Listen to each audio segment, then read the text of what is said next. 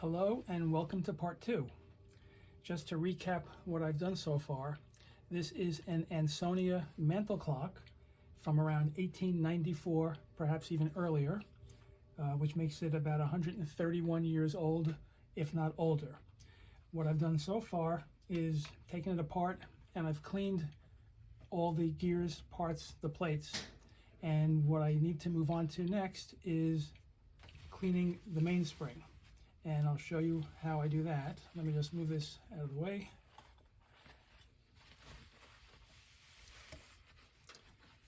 Okay, what I'll do is, with some alcohol, either some gauze or a small cloth,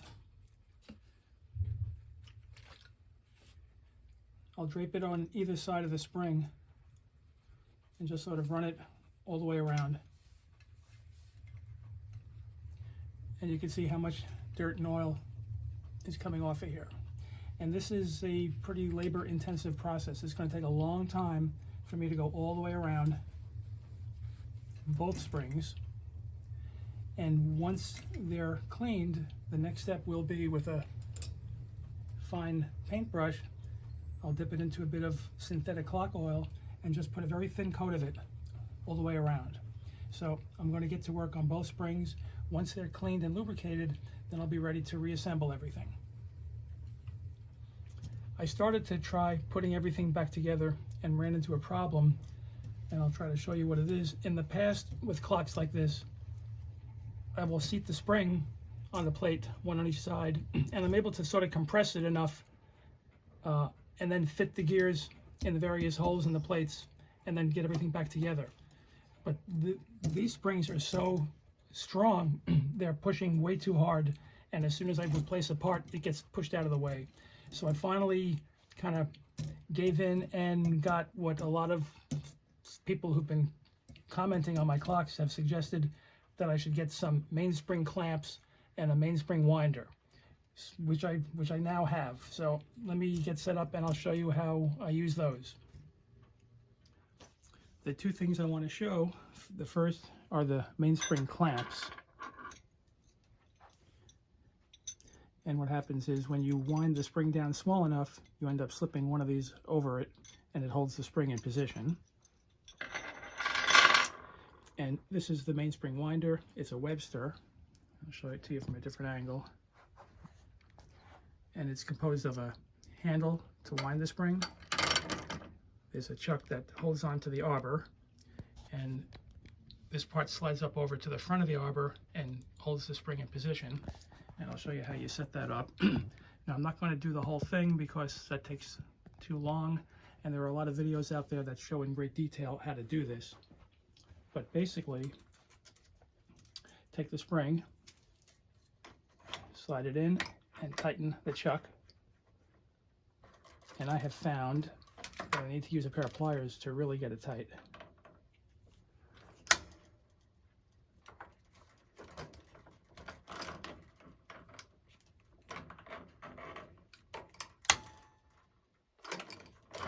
Otherwise, it could slip a little bit as you're winding the spring. This slides to the front of it.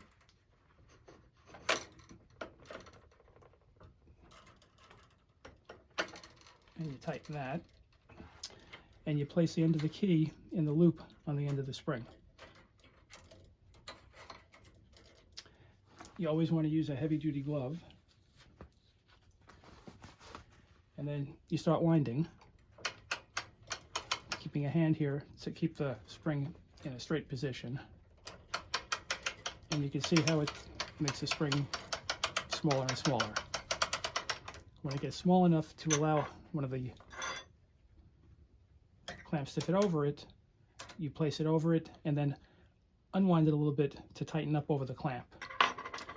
When you have completed it all the way, you end up with this.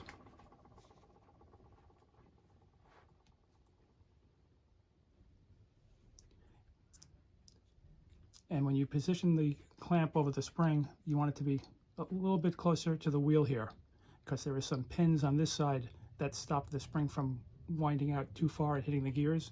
And if you position this too close to the middle, they'll interfere with that. So what I'm going to do now is finish winding up the other one, putting the clamp on it, and then I'll be ready to position everything back into the plates. The spring is wound and the clamp is in position. And now I'll set everything back up on my work table. I'm ready to start putting it back together, but I'm not going to show every step of the way. One of the things I'll be doing is lubricating with my oil pen and some synthetic clock oil every hole in the plate and every pivot on the end of the gear that's going to fit into the hole. For example, the first part that I have to place would be this gear, which sits here. I would put some oil around here, as well as around here just a little. This gear goes here. It gets held in by this clip. And once this is in position, I would be seating the spring. Once both springs are in place, actually this way, then I'll start setting up all the gears, and I'll stop periodically and show you my progress. I've got the springs in place. The next part I'm going to do is this lever here.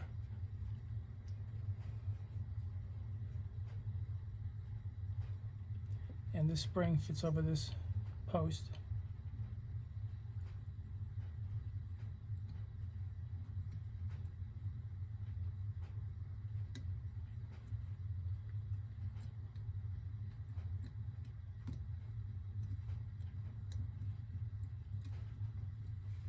Like that. And then this gear will fit over here.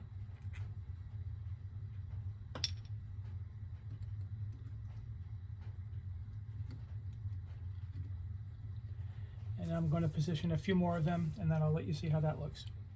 I've got the gears and parts set up on this side. Now I'm going to work on the other side. I have everything in position now. I know it's hard to see.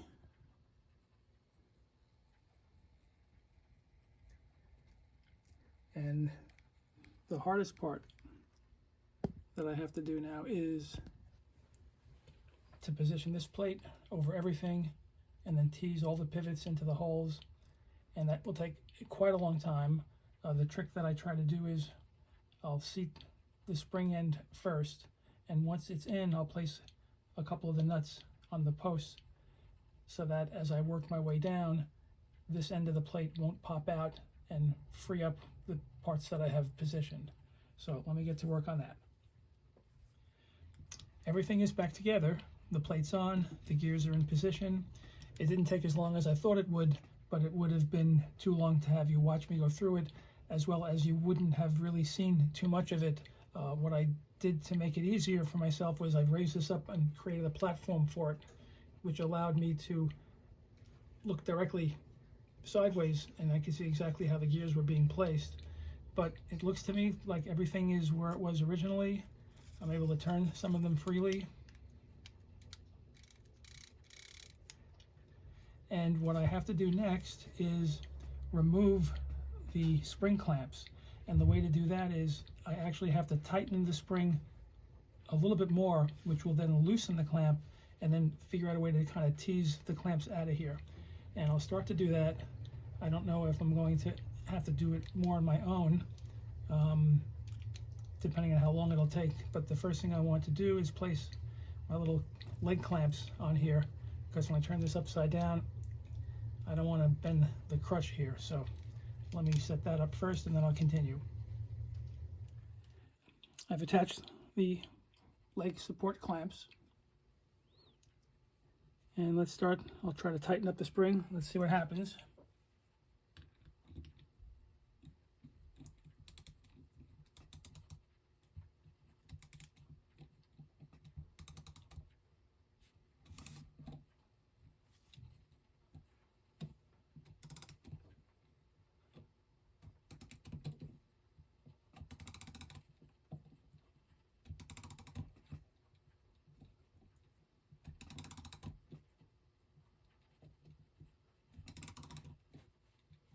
Well, it should start to get loose.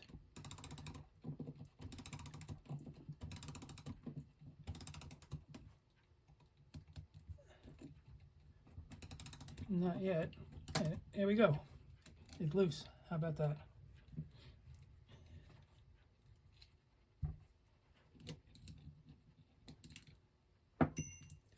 All right, let's try the other side.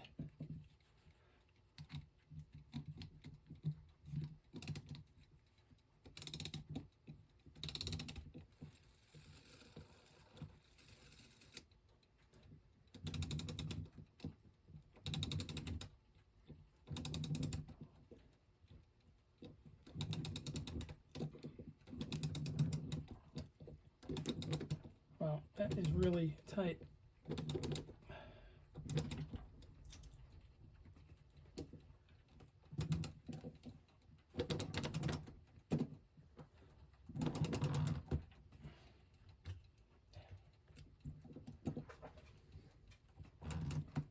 I don't know if I can get any tighter than this. I cannot.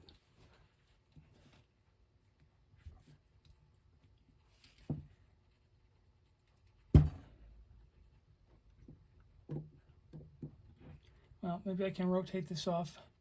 Let me work on it on my own, and I'll continue once I get it removed. I might just be able to slide this off of here. Here we go, I think. Yep. Very good. Huh, how about that? All right. So what I want to do now is I'm going to look to hang this up just on a sort of a stand, attach the pendulum, and let's see if it works. I'm not going to put it back into the case just yet. So when I'm ready to give it a go, I'll continue. I've got it up on a stand, and it almost looks like it wants to run. The pendulum spring, it's sort of moving on its own, but let me hang the pendulum and we'll see what happens.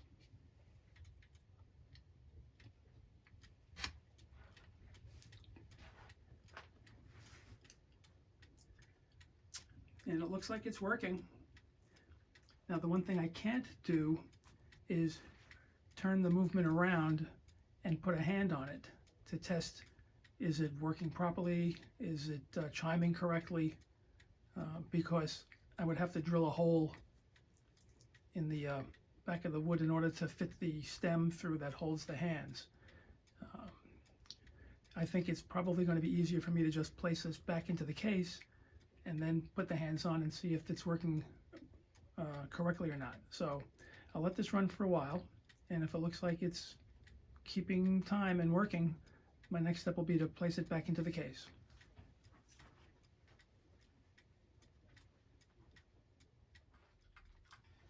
I've got the mechanism back into the case, and it's still running. And what I want to do now is place the minute hand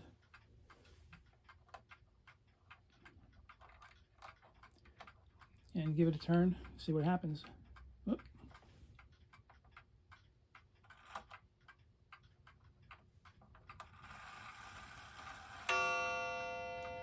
Well, I would guess that's 1 o'clock.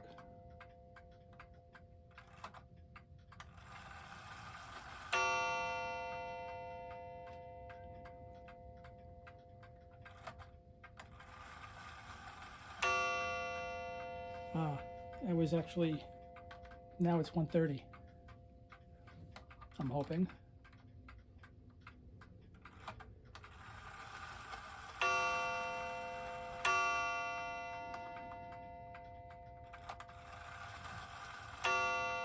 And this should be 3.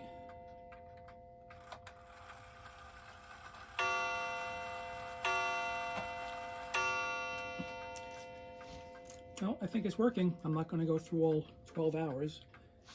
What I want to do is take the mechanism back out of the case so I can clean it up. A lot of dirt on it. See if I can close up the gap here. I don't know yet if I have to go over it with my Restore finish. It looks pretty good. I have to, there were these loose pegs up on the top. I have to glue these back into position. So let me get to work on all that. Once I'm done, I'll put the mechanism back into the case, and I'll be ready to seat the dial and the hands. I have to say, I got a little carried away with it. once I cleaned all the dirt off of this, it was looking so good that I ended up going over it with my Howard's Restore finish.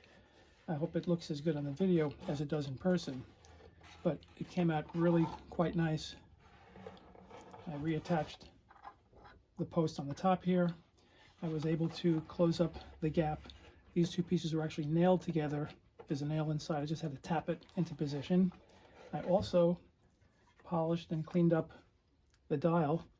I also kind of repainted where the numbers were missing, and that came out looking pretty good as well.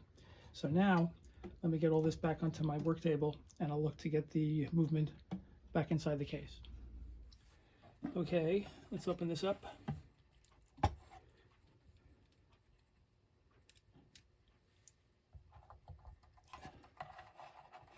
And it's still running. I just have to secure it with the 4 screws.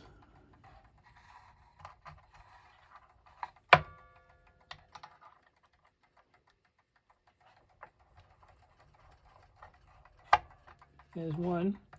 I'll put in the other 3 and then I'll continue. All the screws are in. The movement is secure. Now I want to seat the dial.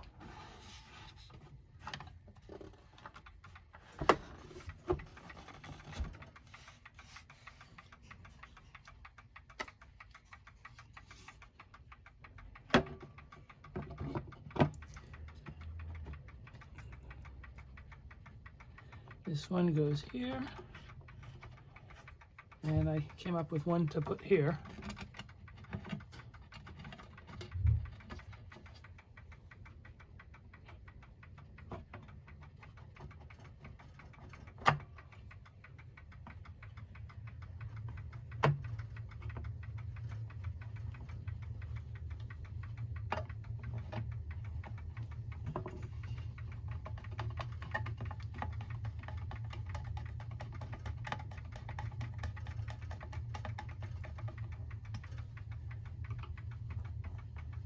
Okay, now for the hands. So first, I have to get the figure out what hour we're on.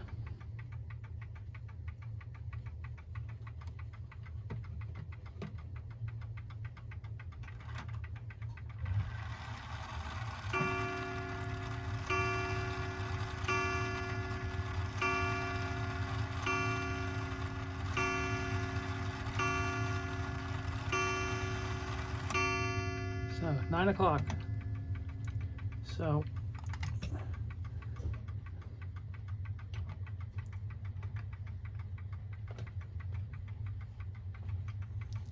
the hour hand goes there.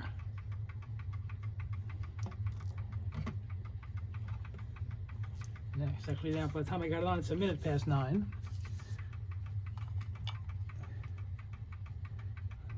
The washer over here.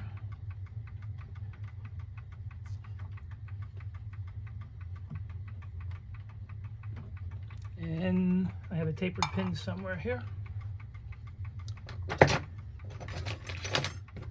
Oop, here we go.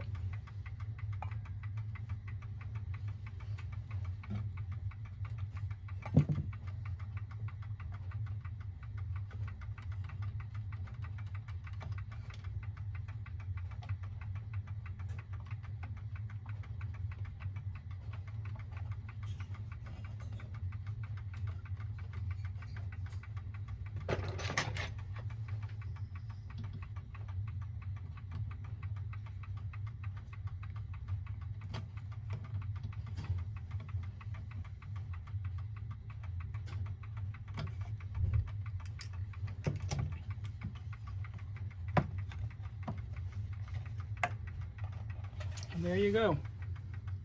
Let me get this set back up on my workbench, and we'll give it a final look. Not bad, eh?